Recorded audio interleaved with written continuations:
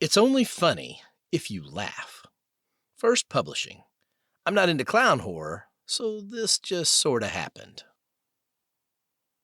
In a way, it was amazing that Midland's amusement park and its surrounding hilltop woods were still there at all.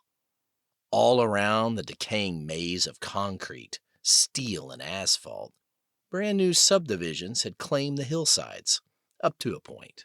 The wooded band was still intact above these oversized cutout homes, though, its underbelly grown dense with shrubbery, and as such, this wall of unmanaged vegetation made for a great deterrent to the curious. The only road leading up to the park had all but vanished. The last few yards of old orange tar and chip that were once the well-kept entrance road cracked away to mere bald spots amidst the tangle of shin-high grass and weeds.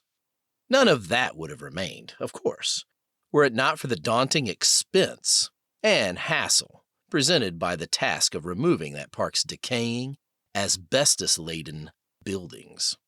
The decision to let the woods overgrow Midlands instead had preserved the old-growth oaks, maples, and pines, which half a century plus later had become such a tangle that the buildings were invisible from all directions, even in the depths of winter. A 10-foot-tall security fence crowned with 3 strands of barbed wire had been erected around the amusement park in 1982, a mere 4 years after the park's closing, because by then it had become more than a small hassle for the local police. That fence did the trick, at least for a couple of decades. Parties still occurred in the woods around it, but these were hardly the 30 to 40 head-count keggers that had brought about the barrier's installation. By the time the next century rolled around and had gotten itself a bit dirty, that fence was deteriorating faster than the park itself. Much faster, in fact, and perhaps that in and of itself should have been a clue. "See?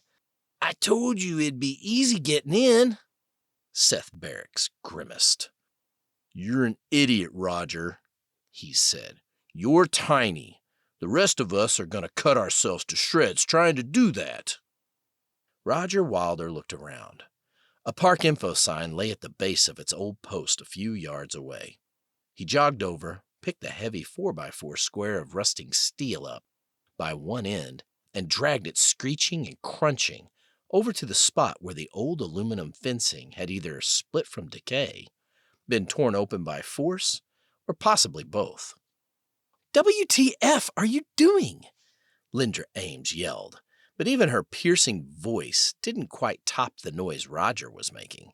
She waited until he finished, covering her ears, like Tanya Belliard and Dorian Welsh were doing, and then let him have it. "Roger, what the hell? They could hear that at the police station." "Relax, Sherry Cherry," Katiana said in her calm, sultry tenor, tugging lightly at the single amethyst earring she claimed to have lifted from a guy who tried to rape her on an impromptu date gone bad. "This isn't a bank heist." "Yeah," Marty Pinsman said, eyeing Cherry's butt from behind. "There's a point to a bank heist." Cherry spun on him and nearly caught him in the act. "There's a point to this, too," she told him. "My mom's best friend disappeared forever out here." "You're not going to find her, sweet Cherry mine," Marty said, sorry to say. "Be nice, Marty," Dorian said. "Don't make me kick your gargantuan ass again." Marty hooted. "Shit, that was louder than I was," Roger said. He finally had the sign partially jammed through the gap. Broken wire ends on the fencing raked across flaking paint as he worked to push it in farther. Little Gracie Chessman tried to lend her efforts, but her petite fingers and slim arms weren't really much help. "Watch out, babe," Marty said. "Let a man at it. Or, as long as you're down there." "Come on, Marty," Seth said. "I don't think we need a designated prick tonight." "Cherry does," Marty said. Or Cherry and Gracie if they're both game. Both of them looked disgusted at the thought. Gracie let go of the sign corner and backed away. "Go ahead," she said, rubbing her slender frame briskly. "Are you cold?" Dorian said to her. "I'm steaming my ass off out here." "A little," Gracie said, nodding. "I wasn't before." "Screw this," Seth said. He moved forward and grabbed hold of the sign. He gave it a good hard jerk, incidentally slamming Roger's unprepared and unshielded face into the fencing on the other side as the sign's upper edge split more rotting links apart to widen the 2-foot gap by at least another 50%. He twisted the protruding sign edge back and forth, working open a permanent inverted V-shaped slot in the fencing. Roger reeled back, teetering. "Gee, Seth," he said, "you could have warned me." Seth ignored him, determined not to be out-machoed in front of 4 women. They all basically wanted to nail. Dorian and Marty lunged down and grabbed at the sign too.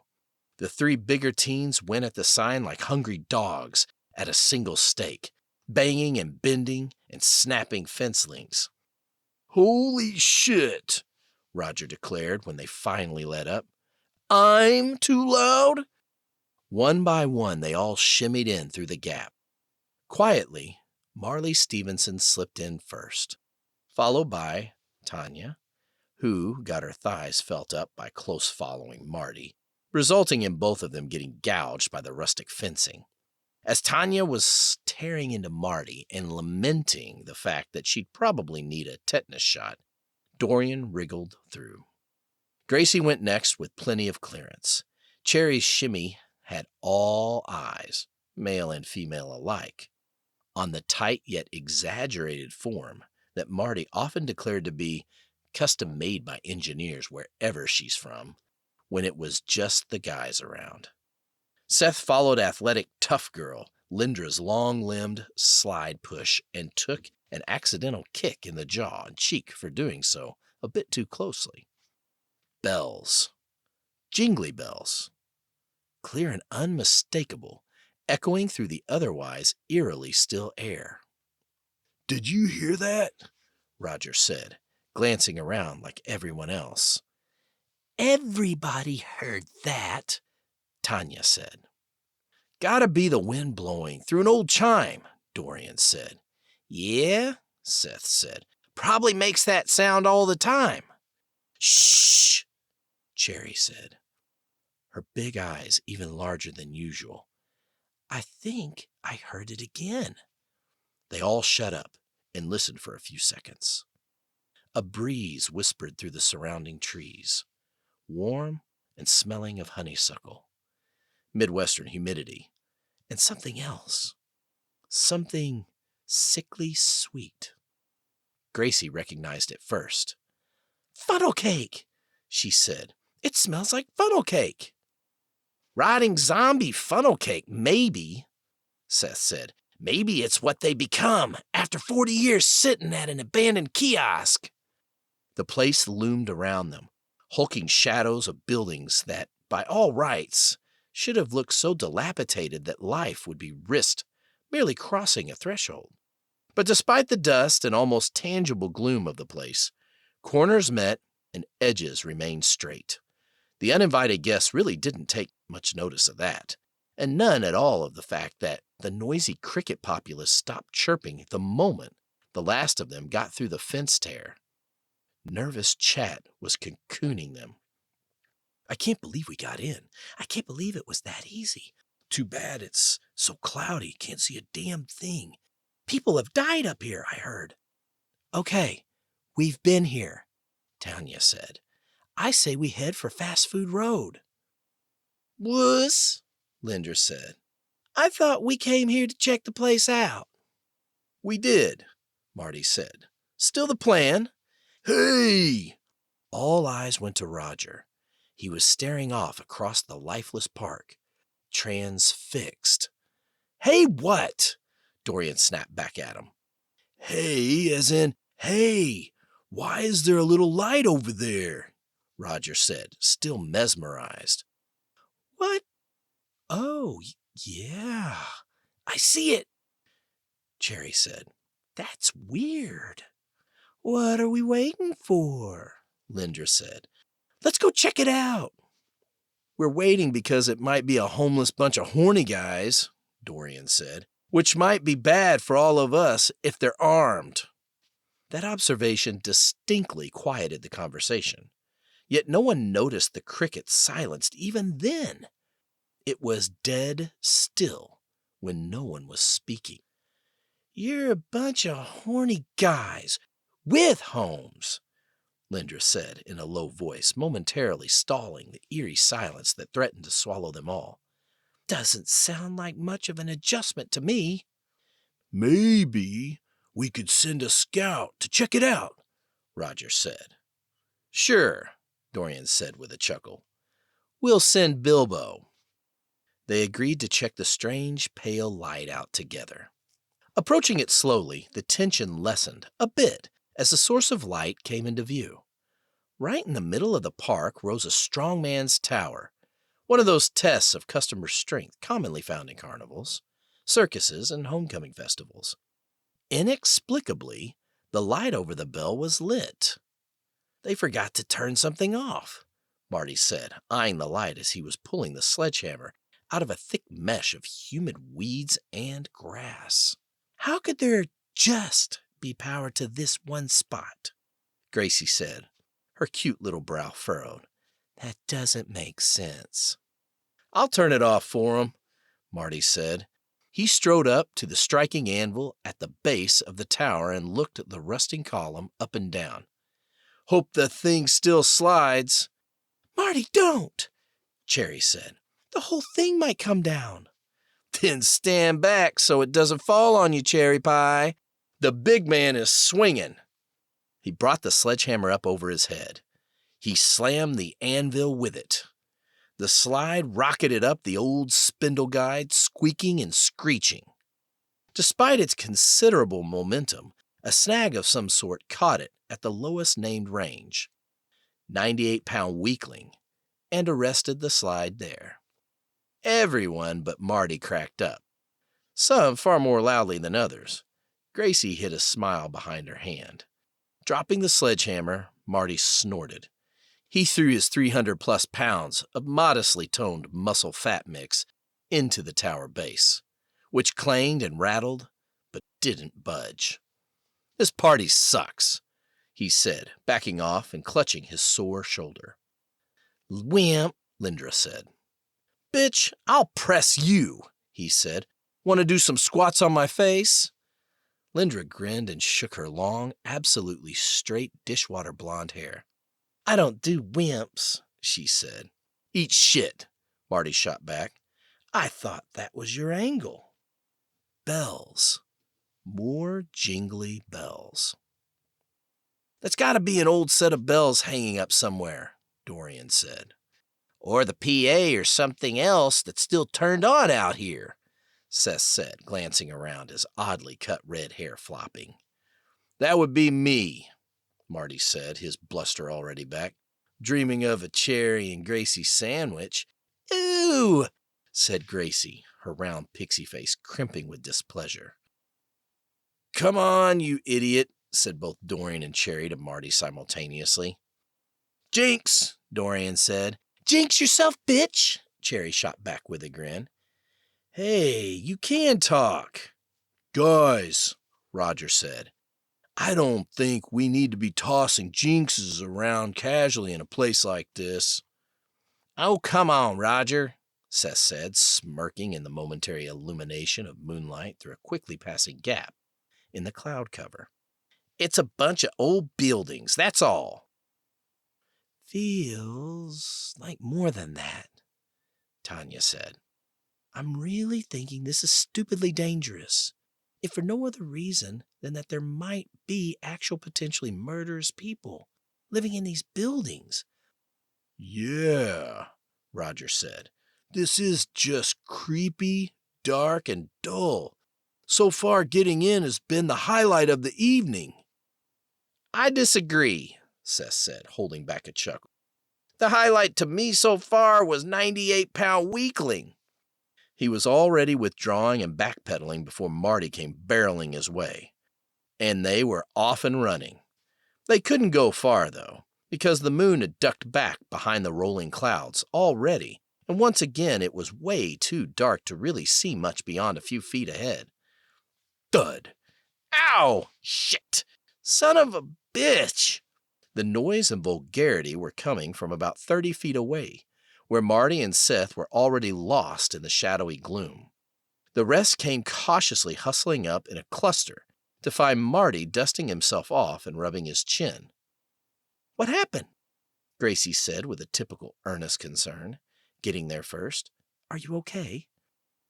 "No, it hurts like shit," Marty told her. "I was just catching up with that fucker when he made some kind of move. Shit, that hurts."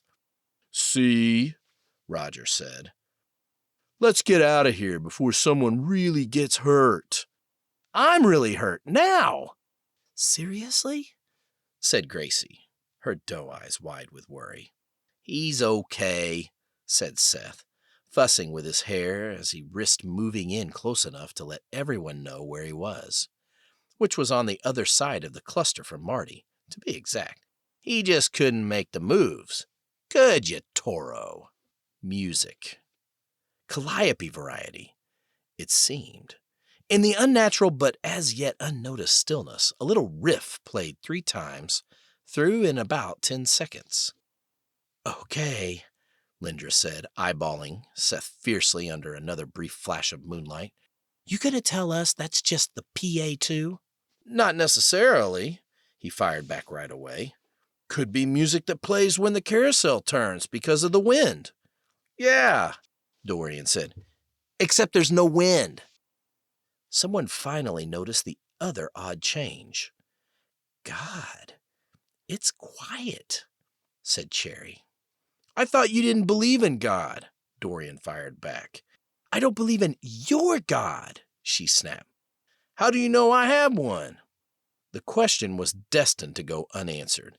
"Oh, shit," Roger yelped, and the rest turned to see his virtual silhouette thrusting an arm out stiffly at a spot off in the darkness down one of the park's thoroughfares. "I just saw a guy in a clown suit." "Wrong, Roger Rabbit," said Seth. "Clowns are circuses and carnivals, not amusement parks." Everyone was looking to where Roger was still thrusting a nearly unseen finger, but there wasn't much to see. Just a gap between buildings that were equally dark and foreboding. "Didn't anybody bring a flashlight?" Cherry said. 6 beams, most of them emanating from the small but potent keychain flashlight variety, crisscrossed the group. "Oh," Cherry, one of the only 3 without, said. "Why weren't any of you using them?" "Because the cops watch for flashlights up this way," Dorian said immediately.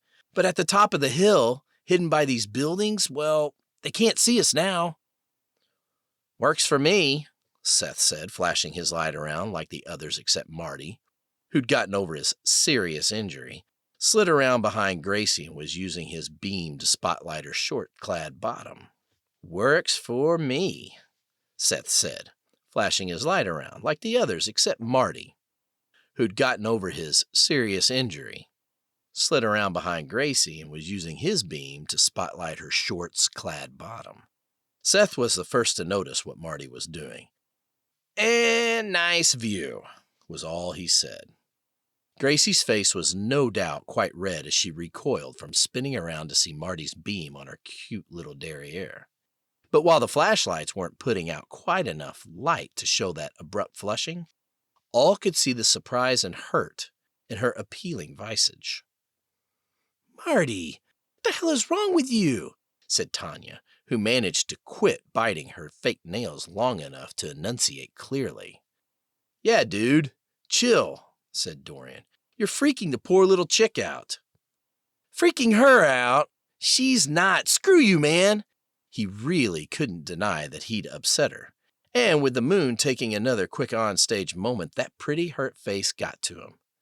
"I was just showing off that perfect little butt of hers. Is that a crime?"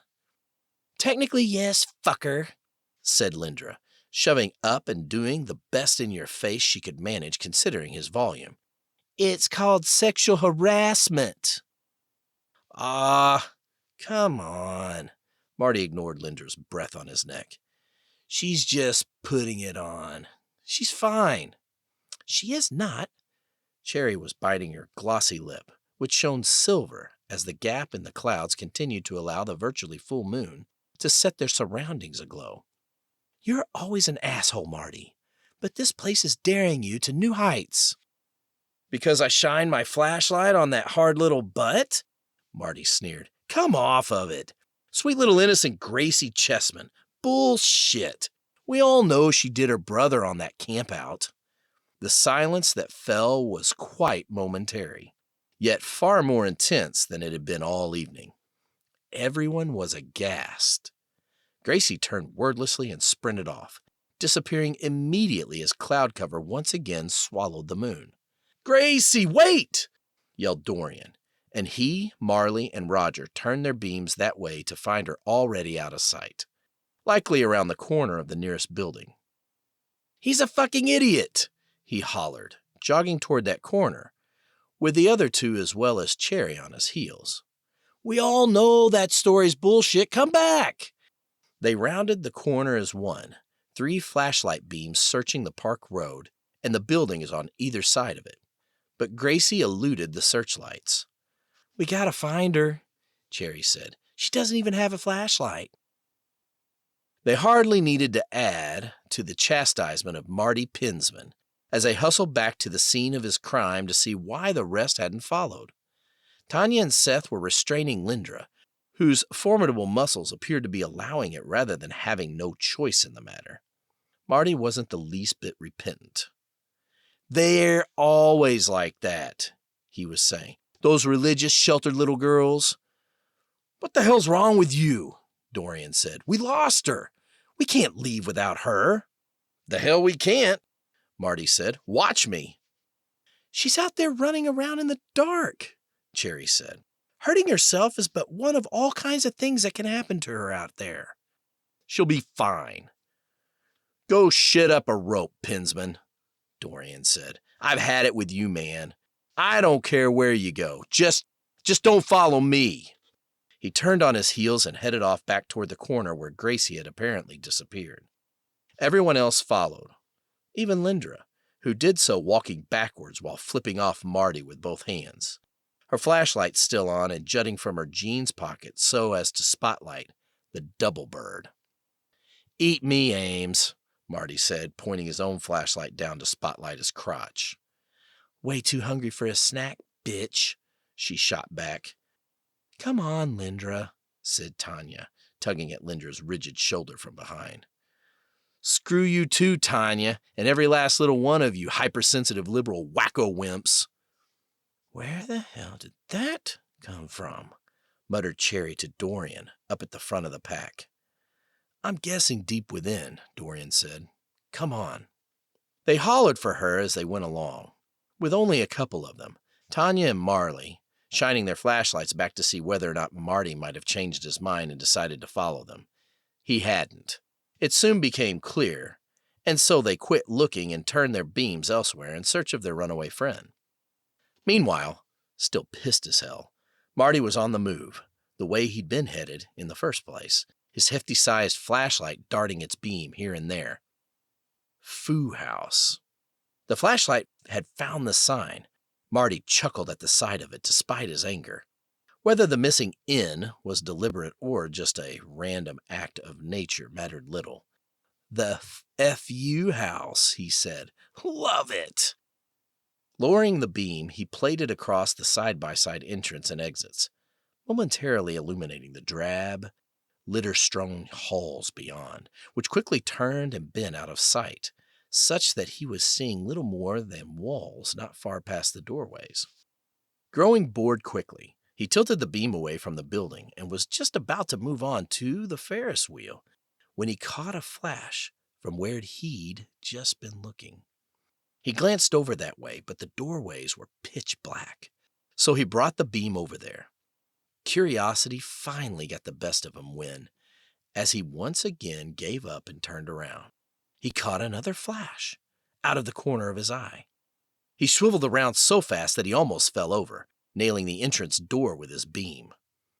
"All right, which one of you fuckers is in there?" he called out at the door. No response. He headed over there. He chose to enter through the exit rather than the entrance. "Works for maze puzzles," he muttered as he passed through the portal and spied the dusty, narrow hallway off to his right. "Ready or not, here I come," he said, his voice loud yet not echoing much, as the dingy gray walls absorbed most of it. "And for the record, Cherry, I hope it's you." True to his guess, he was in a maze, but it wasn't much of a challenge since there were no branches, just a back and forth, occasionally up and down pathway, featuring the occasional remains of some kind of prop that may have been moderately scary in Midland's heydays. But it wasn't much of a challenge, since there were no branches, just a back and forth, occasionally up and down pathway, featuring the occasional remains of some kind of prop that may have been moderately scary in Midland's heyday. At last he emerged into a broad room that featured handrails going back and forth, like the ones that queued people up for rides at nearby Six Flags. But there was a significant difference. The floor was anything but flat and level. This was the park's once famous tilting room. Its pneumatically maneuvered floor sectioned silent for decades, the complex gears beneath the floor likely long frozen solid from the fusing action of rust. Marty weaved through these, playing the flashlight around the room. Movie posters for late 70s movies like Animal House and Silver Streak still hung from the walls, most in tatters. The place smelled like funnel cake, but he didn't notice, focused as he was on reaching the doorway in the far corner with the least effort. Big as he was, and with some of the floor sections ending up still somewhat tilted this way and that, the challenge proved enough to leave him half-winded when he finally made it to his destination.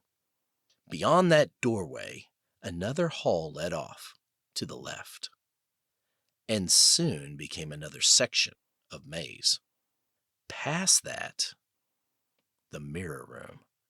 There was no sign reading that in the perhaps 10 but 20 space, but the presence of 6 full-length mirrors, 3 running down each side of the path, leading from one of the room's doors to the other, attested to what it likely was called back in the day. The mirrors were all oddly bent, but 4 of them were just angular fragments clinging to the silvery frames that had once enclosed the mirrors of which those sharp pieces of reflective glass were formerly part. Marty passed by the first pair of opposing mirrors because they'd been smashed, as had been the other 2 on the left as well. He looked into the first intact mirror, expecting merely an uglier distortion of his own hardly ideal form, and so froze when it revealed exactly the opposite. He looked like a bodybuilder. His clothes were the same, but the body beneath then was impossibly transformed in that reflective glass. The apparition before him was his height, but perhaps 80 pounds lighter, and thus almost perfectly proportioned. "What the shit?" he said. He glanced down at his actual form and saw it hadn't changed a bit. But in the mirror, "Damn," he said in an almost awed whisper, admiring his image again. "I could kick the shit out of Superman." And that's when he saw her in the other mirror. Gracie. Except it wasn't her. And she wasn't there next to him anyway. He turned, saw the empty space where the distorted illusion of Gracie should have been standing beside him, and took a slack-jawed look back at the mirror. She was still there, smiling and looking horrible. She looked like someone had inflated her like a balloon, but her bulbous obesity was just the tip of the iceberg. Her blotchy skin was shiny with something like greasy sweat. which made her tank top nearly transparent. And whereas the partial nudity this afforded Marty's eyes would have thrilled him with the real Gracie and her real body, this peep show was only making the apparition more repugnant. There was more. Those bright eyes were dark and empty, almost dead, yet open and staring. Her pretty smile had been replaced with a horrid, half-toothless grin. Marty forced himself to tear away from that ghastly sight to verify that, indeed, this horrible apparition of anti-Gracie existed only in that mirror. And in his, he still had the body of a Greek god, but to there that body was confined, apparently. "This is fucked up," he said. "No, Marty, it's okay." He spun around. The apparition had become real, and it was standing there looking right up at him. "You were right," the pseudo-Gracie said. "I wanted my brother. I want you now." He was backing up and didn't even realize it, as stunned as he was, until his heels, back and the back of his head, hit the wall beyond the room's former entrance door. "What the shit are you?" he somehow managed to squeak out in a voice that would have embarrassed him no end in virtually any other situation. She was still moving forward, her hands finding the lower edges of her top and drawing them upward, farther and farther. If possible, she looked even worse topless. "You've got a great body," she said sickly, grinning as she looked him up and down. He looked down. That funhouse body of perfection was his. She wrapped her repugnant, sugary-smelling form around it. "Can I get a kiss?" she said, looking up into his eyes, as her tongue, long and distorted beyond any semblance of reality, flickered in and out of her mouth. He brought the flashlight's butt end down on top of her head as hard as he could. By the time she hit the floor, his flabby form was back, and so was her petite near perfection, that is, except for the big dent in the top of her head. "And now 2 people are missing," said Cherry. "Wrong," Seth shot back. "Just 1 person, and 1 pensman. Either way, it's like playing like a worn-out horror cliché." "She's right," Seth said, playing it around to the others with a grin.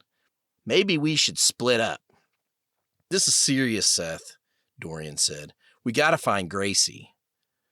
"She probably went over the hole we made in the fence," Roger said. "You think she just took off on us?" Tanya said. Nobody answered. They merely took off as one for that spot. The trick was, they'd gone just far enough to have lost their bearings amid the hulking block shadows of the buildings. After a collective shuffle that lasted perhaps 2 minutes and featured a lot of calling for Gracie, and a little for Marty, they found themselves nearly back where they'd begun the group search. But one was missing. "Where the hell is Marley?" Lindra said, when her quick head count came up 1 short. No one seemed to know where the quiet, dreadlocked kid had gone, and when he'd slipped away. He hadn't said a word since he'd gotten there. Not that he was typically chatty, anyway. Man of minimal words notwithstanding, his smile and calm demeanor were conspicuous in his absence, leaving a gap, even more chill, within the 6 who remained. "Okay, that's it," Roger said, his voice up in a squeaky range. "We have to get out of here." "Easy enough," Seth said. His neck was craned back and he was staring up at the roller coaster. "There's our landmark." "You're just now thinking of this?" Lindra said, pointlessly directing her flashlight beam up at the rusting monolith. "Yeah," Seth said dryly, "and I'm still the first one to do it." The Ferris wheel was only a park block away, so they headed over to it. But along the way, Tanya's shriek froze the rest in their tracks. She was trailing, so they all spun about to see the aghast look on her face. Her wide eyes were fixed on the gloomy entrance to the bumper car building, whose original neon-lettered sign lay in a broad band of crunchy shards, separating the group from the open-sided amusement. The other 5 looked over there, following Tanya's gaze, but there was nothing to see beyond the succession of waist-high panels that bordered the bumper car area. "What is it?" Lindra said. "Tell me. It was Gracie." Tanya seemed virtually out of it, entranced. Hands still clutched over her mouth as it had been since the inadvertent scream. If, in fact, she was hearing Lindra, she wasn't acknowledging it. "Why would seeing Gracie make her scream like that?" Dorian said when it became obvious that Tanya wasn't going to reply. "What did you see, Tanya?" For a moment it appeared she hadn't heard that either, but about the time Lindra decided to go over and shake her out of her trance-like state, she lowered her hand and spoke. "Clowns," she said. "2 clowns in red suits." "Oh, shit," Seth moaned. "Not you too." "The one I saw was all red too," Roger said. "Sure it was." "I'm not kidding, Seth. All red. Bushy orange hair." Tanya was shaking her head. "One had a big top hat," she said. "The other was bald down the middle and had bushy orange hair just on the sides." Dorian fought his urge to call bullshit and indulge the clown sightings. For a moment. "Where were they?" he said, his piercing gaze locked with Tanya's fearful one. "I only saw them from the waist up," she said, and both turned to stare off at the bumper car building. "I guess they were inside looking out through those windows." They weren't windows, just a succession of open spaces over the guard panels that hemmed in the bumper rink itself. But even Seth was letting the details slide as he waited to make his strike when all was said and done. "So a wall of real material kept you from seeing their lower halves?" Dorian said. And when Tanya replied with, "I guess so," he huffed and said, "I don't know about you guys, but if a wall can hide a ghost, I'm thinking that ghost is pretty solid." And it was time for Seth's smart-ass swoop. "Ah," he said. "So we're not talking about ghosts. That's great. Just 3 or more psychotic homeless dudes in clown outfits. Much better." "Shut up, Seth. We don't need that crap." "Fine," Seth said. "Let's you and I go check it out real quick and—" "No!" That was Roger. They all looked his way. "Splitting up is stupid, remember? We all go or nobody goes." "Then we all go. Come on." Seth made a move that way, but Dorian put a hand out and stopped him. "What if there are a dozen clowns in there?" Dorian said, "sitting amidst the bones of idiots like us." "What if they got Marley or Gracie?" said Lindra. "Or Marty," Cherry said. "Either way, we gotta go see." "Be nice if we had a weapon or two," Seth said, shining his flashlight around. "I'm gonna try and find me a nice crowbar or something.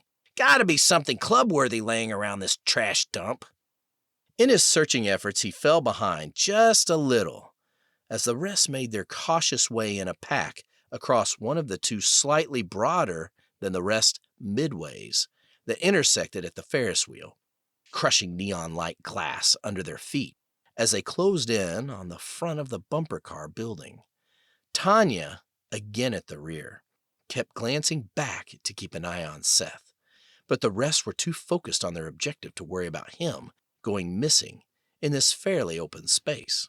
And indeed, he didn't vanish, although by the time the rest had reached that half wall over which Tanya had seen the clowns, he had, in fact, fallen some 50 feet back. Once they were all in, past the crunching former sign bulbs, they could hear him rummaging around in the trash can they'd passed along the way. "What the hell are you doing?" Dorian yelled at him. "Get your ass over here." Almost surprisingly, considering his nature, Seth complied without a response. He came jogging up bearing an armload of what he called makeshift weapons. "You'll thank me later," he said, holding out the small array of pointy and heavy objects he dug out of the barrel. Help yourselves, but the bowling pins are mine. I like ranged weapons that serve as clubs up close. Sweet, Roger said, excitement edging out fear in his adrenaline-drunk mind for a brief shining moment. He pulled the claw hammer out of the yielding grasp of Seth's right hand and proceeded to wave it around despite being way too close to the rest to do so safely. He accidentally smacked Dorian on the shoulder with it and turned pale as a ghost as his obviously displeased peer looked his way. Shit. Sorry, man. You okay? Just watch what the hell you're doing, Roger. That could have been my eye. Sorry. That's not going to fix my eye. Just watch it. Tanya looked terrified, but took the only actual weapon as such, an old knife with a 6-inch blade and only half of its worn wooden hilt still attached. Cherry's brow furrowed with disdain as she lifted the thick broomstick, sans broomhead, off Seth's outstretched forearms. Dorian passed on the makeshift defenses, so Lindra took not one but both of the yard-long metal rods with the screw-in ends. What are you going to do with the flashlight? Dorian said. Linda grinned determinedly at him and stuck the butt end of the potent pinlight in her mouth, where she held it in place and pointed the beam at his face using the tension in her upper lips. Oh, baby, Seth said, shielding his eyes. That reminds me. I gotta check the tracking on behind the green door. Buck, you boy, was the best Linder could manage while threatening him with both utility rods. Focus, guys, Dorian said. What about you? Tanya said. I don't need a weapon, he said, reaching up and tapping his temple. I've got this. Your weapon is a bad haircut? Seth said. Shut up and let's go.